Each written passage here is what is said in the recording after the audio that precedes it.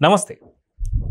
Deputy speaker triple R గారు అయితే గతంలో వైసీపీలో ఎంపీగా ఉండంగానే సొంత పార్టీలో ఉన్నటువంటి వ్యక్తిని కూడా చూడకుండా జగన్ ఎలాంటి కక్షపూరిత రాజకీయాలు చేశాడో అందరికీ తెలిసిందే. అయితే ఇప్పుడు ఒక సంచలనమైన ప్రెస్ మీట్ కూడా జరిగింది. మొత్తానికి ఆ ప్రెస్ మీట్లో జరిగిన అంశాలు ఏంటనే దానిపై మనతో పాటు పొలిటికల్ అనలిస్ట్ అరసమల్లి శ్రీనివాస్ గారు ఉన్నారు. వారిని అడిగి తెలుసుకుందాం. సార్ నమస్తే. నమస్కారం అండి. సార్, ట్రిపుల్ ఆర్ గారు చూస్తే ఎవరికైనా జాలేస్తుంది. నిజంగా ఆయనకు సంబంధించి ఆయన సంపద కావచ్చు, ఆస్తులు కావచ్చు, ఎన్నున్నా సరే నిజంగా సొంత పార్టీకి సంబంధించిన వ్యక్తిని ఆ పార్టీ ఏదైతే ప్రభుత్వం ఉండగానే కస్టోడియల్ టార్చర్ పెట్టడం కావచ్చు, ఇవన్నీ చూస్తున్నాం. ఇప్పుడు ఆయనకు తగిన హోదా దక్కింది, డిప్యూటీ స్పీకర్గా వచ్చారు. సో ఇప్పుడు ఆయన డిప్యూటీ స్పీకర్గా ఉండగా కూడా ఈ కేసుల గురించి ఇంకా ఆయన పోరాడుతూనే రావాల్సి వస్తుంది. సో దీని గురించి ఏం చెప్తారు? అదే ప్రెస్ మీట్ కూడా పెట్టారు. దీని గురించి మీరు ఏం చెప్తారు? ఇక్కడ అంటే మీరు అన్నట్టుగా జాలి అని కాదు కదండి, ఆయన చూస్తే బాధ వస్తుంది. అందరికి చాలామంది బాధపడతారు, సానుభూతి ఉంటుంది ఆయన మీద. అరే పాపం ఎలా జరిగింది ఆయనకి, దాని జాలి అనరు.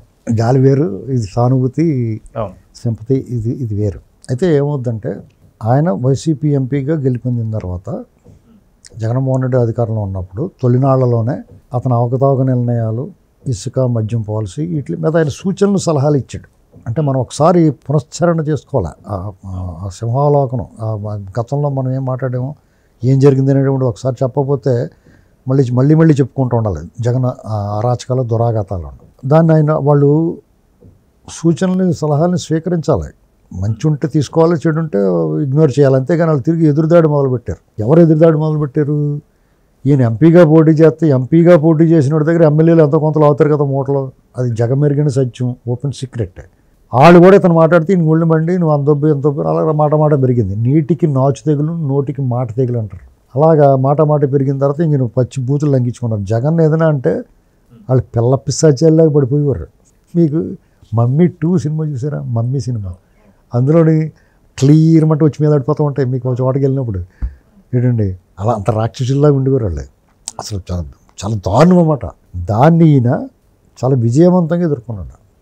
అంటే ప్రతిరోజు కూడా రచ్చబండ పెట్టి, ఆ రోజు పొద్దున్నే పేపర్లు వస్తాయి, సాయంత్రం న్యూస్ వస్తుంది, ఆ రోజు జరిగిన దాని మీద రేవెట్టేసిపోయాడు. వాళ్ళకి ప్రతి నిర్ణయాన్ని ప్రశ్నించేవాడు, వాళ్ళ అవకతవకలను ఎత్తి చూపించేవాడు, అతని అరాచకాన్ని దునుమాడేవాడు. ఆయన వాళ్ళకి మధ్యాహ్నం పూట మొదట్లో ఏదో తీసుకున్నారు, కానీ తర్వాత వాళ్ళు తట్టుకోలేకపోయారు. మరి చెరుకు మిషన్లో చెయ్యడితే ఎలా ఉంటుంది, అలా ఉండేది. వాళ్ళకి రుబ్బేసి కూడా పట్టుకుని వాళ్ళు కరెక్ట్గా భోజనానికి కూర్చునే టైంకి రచ్చబండి వచ్చేది. ఈ బతుకెందుకురా బాబు అని ఇలా మాట్లాడేవాడు. అంటే ఎక్కడ భూషణ లేకుండా నీట్గా వ్యంగ్యం ఉండేది, వెటకారం ఉండేది, కోడిక తెచ్చి గీసినట్టు ఉండేది. వాళ్ళకి షార్ప్ నైఫ్ అనమాట. 7 o'clock బ్లేడ్లో 2 ఏపుల్లో 10 ఉంటుంది.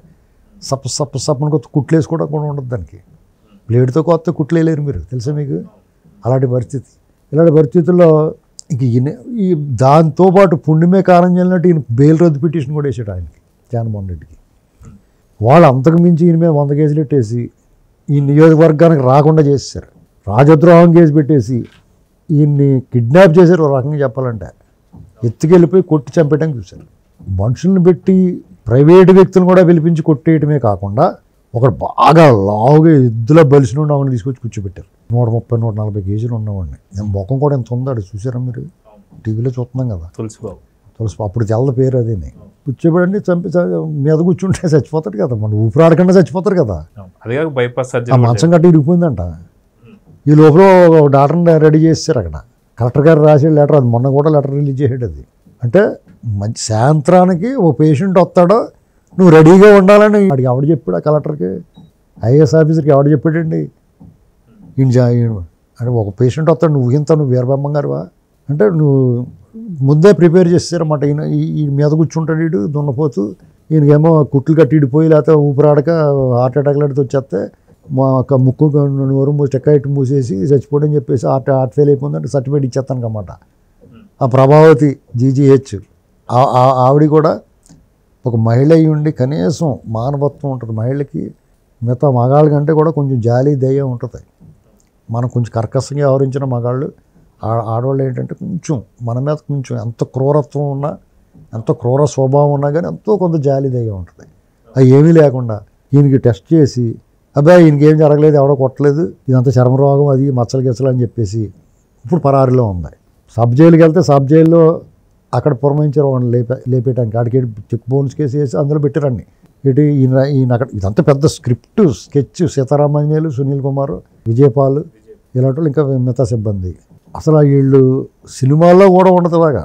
సినిమా డైరెక్టర్ కూడా యాక్షన్ సీక్వెన్స్ బ్రహ్మాండంగా తీసే సినిమా డైరెక్టర్ కూడా ఈ రకమైన సీన్ రాయలేడు. అంత స్కెచ్ చేశారు వాళ్ళు. లక్కీగా అంటే త్రుటిలో తప్పింది, వెంట్రుక వాసులో తప్పింది అంటారు చూసారా, అలా తప్పించుకున్నాడు ఆయన. తర్వాత మిలిటరీ హాస్పిటల్కి వెళ్ళాడు, వాళ్ళు సర్టిఫికేట్ నిజం కొట్టారంటే సుప్రీంకోర్టుకి వెళ్ళాడు, బెయిల్ వచ్చింది, అంత జరిగింది. తర్వాత మళ్ళీ అనేక అటెంప్ట్లు చేశారు ఈయన్ని. ఇంటి దగ్గర రెక్కి నిర్వహించి ఇంటికి వెళ్ళి అయిపోతాను చూశారు. తర్వాత మళ్ళీ ట్రైన్లో వెళ్తున్నప్పుడు ట్రైన్ కాల్ చేయడానికి ప్లాన్ చేశారు పిడుగురాళ్ళ సత్యనపల్లిలో. సీతారామరాజు విగ్రహం ఓపెనింగ్ అప్పుడు జూలై 4 అప్పుడు 22లోనే అనుకుంటాం, 23లోనో అక్కడే వేసారు స్కెచ్. ఇన్ని రకాలుగా ఈయన లేపడానికి చూశారు, కుదరలేదు వాళ్ళకి. ఒక భారత పార్లమెంట్ సభ్యుడు, వాళ్ళ సొంత పార్టీ మనిషి, అసలు ఈ దేశంలో వ్యవస్థలన్నీ సిగ్గుతో తలవంచుకోవాలండి ఈ విషయంలో. అంటే టోటల్ పార్లమెంట్కి అవమానం ఇది. సాక్షాత్తు ప్రధానమంత్రి గారు ఆయన సహచరుడికి, ఆయనకు ఆ నియోజకవర్గంలో కార్యక్రమం జరుగుతుంటే ప్రోటోకాల్ ప్రకారం ఆయన ఉండాల్సిన వ్యక్తి ఆయన లేకుండా జరిగింది. ఆయన రానివ్వలేదు, వస్తారంటే చంపేస్తానికి చూశారు. ఆయన మీద అనేక ఈ ప్రయత్నాలు జరిగినాయి. రాజద్రోహం కేసు పెట్టారు. అసలు ఒక రకం కాదు. ఇప్పుడు ఒక మనిషికి ప్రజల్లో గుండెల్లో నిలబడ్డాడంటే కారణాలు అనేకం ఉంటాయండి. ప్రజల సమస్య ప్రజలు గొంతే మాట్లాడాడు ఆయన. ప్రజలు ఓన్ చేసుకోవడం కారణం ఏంటి? నీ మనసులో ఏముందో, నువ్వేం బాధపడుతున్నావు, దాన్నే ఆయన గొంతు ద్వారా బయటకు వచ్చింది. నీ సమస్యని అడ్రస్ చేసాడు ఆయన. జగన్మోహన్ రెడ్డి ఎంత క్రూరుడు, దుర్మార్గుడు, అరాచకవాది, దోపిడీ, దొంగ అనేటువంటిది ప్రజలకు చెప్పాడు. డెఫినెట్గా అటు పగట్టేస్తాడు, చంపేద్దామని చూశాడు. సరే, ప్రభుత్వం మారింది, ప్రజలు చీకొట్టే రావతలని. అలాంటి తీర్పు రావడంలో ఈయన వాటా కూడా కొంచెం ఉంటుంది. దాని సహజంగానే ఈయన తన న్యాయం జరగాలని కోరుకుంటాడు. తను ఎవరైతే ప్రత్యక్షంగా అదిగో పలానావాడు స్పష్టంగా తెలిసిపోతున్నప్పుడు వాళ్ళకి శిక్ష పడాలని కోరుకుంటాడు. తప్పే ఉంది. ఆ విషయంలో కొంచెం ఆలస్యం అవుతుంది అనేటువంటిది ఆయన బాధ. ఇప్పుడు ఆ సునీల్ కుమార్ అన్న అతను నిజంగా మంచి ఆఫీసర్. అతను తెలుసా మీకు? ఈ జగన్మోహన్ రెడ్డి స్నేహం అంటే దరిద్రం పట్టుకుంటుంది ఒక్కొక్కటి స్నేహం. ఆ సాంగత్యం, దుష్టజన సాంగత్యం అంటారు దాన్ని. అసలే బుద్ధి వక్రం తొక్కేది చక్రం అన్నట్టుగా నీకు ఎంతో కొంత బలహీనత ఉన్నప్పుడు ఇటువంటి వాడు సాంగత్యానికి వెళ్ళామనుకో, నీకు తాగుడు అలవాటు ఉన్నవాడికి మత్తు పదార్థాలు అలవాటు అయిపోయినట్టు అన్నమాట ఇటువంటి వాడితో వెళ్తే. ఇప్పుడు అతను ఒక ఆఫీసరు, అతను సిన్సియర్గా ఉండొచ్చు, అతనికి అవినీతికి అలవాటు పడిపోయాడు, రకరకాల వ్యవహారాలు చేసేసాడు. అగ్రిగోల్డ్ మీద ఈ వస్తున్నాయి కదా బయటకు అన్నీ. ఇలాంటి వాటిలో ఇప్పుడు డెఫినెట్గా రఘురామకృష్ణరాజు గారు మాత్రం వదలడండి అతన్ని. అతనికి ఎవరో కాపాడలేరు. రక్షణ తీసుకోవడానికి ట్రై చేస్తున్నాడు మ్యాక్సిమం. ఆ తులసి అన్న అతన్ని మెల్లగా గుడివాడ ఎమ్మెల్యే దగ్గర పెట్టాడు. వాళ్ళంతా కలిసే ఉన్నారు. ఇవన్నీ దిగ్భ్రాంతి కలిగించే విషయాలు ఇవన్నీ. తెలుగుదేశం పార్టీ అందుకని మా సంబంధం ఎదురు బాగుపడారు అన్నారు. పార్టీకి నష్టం కదా, పార్టీకి చనిపోయి వచ్చేది ఇలాంటి విషయాల్లో. మరి వాళ్ళు జాగ్రత్త పడతారు కదా, మాకెందుకు ఈ పెంటగోళాన్ని. ఇప్పుడు ఆ విజయపాలో లేకపోతే ఆ తులసి అన్న అతను, సీతారామాంజనేయులు, పివి సునీల్ కుమార్, వీళ్ళు ఇతను కొట్టి రఘురామకృష్ణరాజు గారిని ఎవరికి చూపించారు? అది ఎవరి కళల ఆనందం చూడ. వీళ్ళకి వ్యక్తిగతంగా కష్టం ఎందుకుంటుంది వీళ్ళకి? పైగా అందులో ఒకళ్ళిద్దరు ఈయన బాగా స్నేహితుడు. పివి సునీల్ కుమార్ అంతకుముందు ఇతనితో బాగా రాజుగారితో చాలా క్లోజ్గా ఉండేవాడు. పైగా అతను ఏమంటాడో, నన్ను చంపేయమన్నాడో, అయినా సరే చంపలేదు కదా, నన్ను వదిలేయచ్చు కదా అన్నట్టుగా మాట్లాడుతున్నాను వాళ్ళతో వీళ్ళతో. నన్ను చంపేయమన్నాడో, నేను చంపేయలేదు, వదిలేసాను, నేను చంపేయకుండా అంటే నువ్వు చంపేద్దు అనమాట.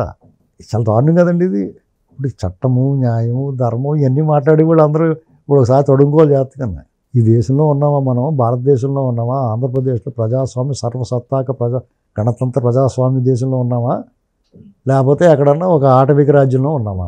రఘురామకృష్ణరాజు గారికి న్యాయం జరిగి తీరాలండి, అంతే.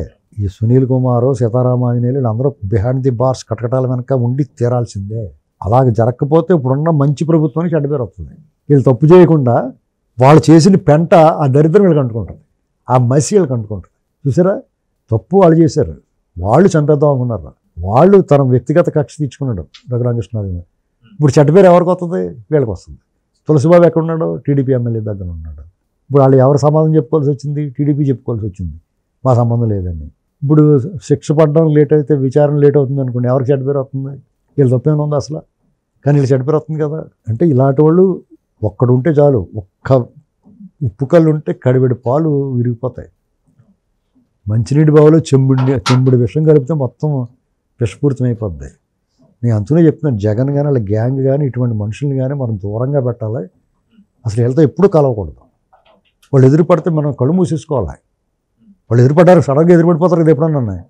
వాళ్ళు కళ్ళు మూసుకోవాలి, మనం చూడకూడదు. ఇప్పుడు ఊళ్ళో వెళ్తున్నప్పుడు ఫ్లెక్సీలు గట్ట చూడకూడదు, మనం కళ్ళు మూసుకోవాలి. పాపం అంటేసుకుంటుంది మనకి, మన మైండ్లోకి వెళ్ళిపోద్ది అది. ఇప్పుడు స్త్రీలకి డెలివరీ టైంలో మంచి ఫోటోలు పెడతారు, పువ్వులు, దేవుడు, చిన్న చిన్న పాపల ఫోటో పెడతారు. ఎందుకు పెడతారు అనుకున్నారు?